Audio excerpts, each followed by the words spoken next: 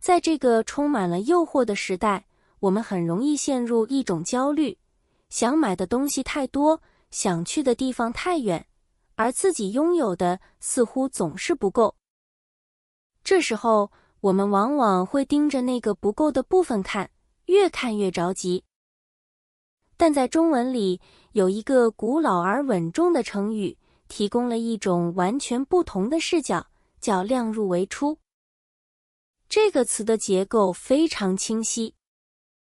量是衡量、计算，入是你的收入，出是你的支出。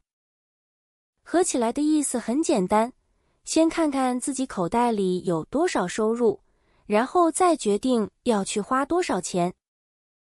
听起来，这好像是一句老生常谈的省钱道理。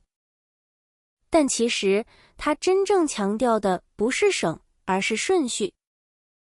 很多人生活的痛苦，是因为顺序反了。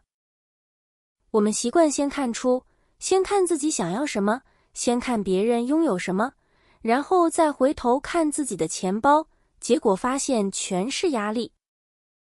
而量入为出告诉我们，先看自己手里有什么。当你把关注点从我想要转回到我拥有时，心态就会变得平和。这并不是让你过得很寒酸，而是让你在自己的能力范围内过得最舒服、最从容。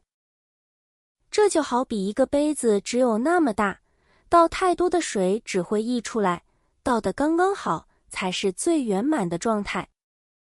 这个道理其实也不只用于金钱。你的时间、你的精力其实都是你的收入。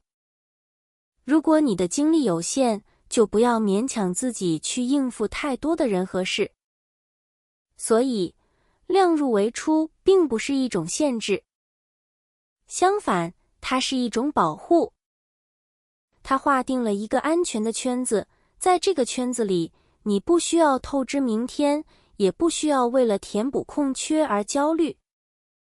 下次当你面对一个超出能力的诱惑时，不妨想一想这个词。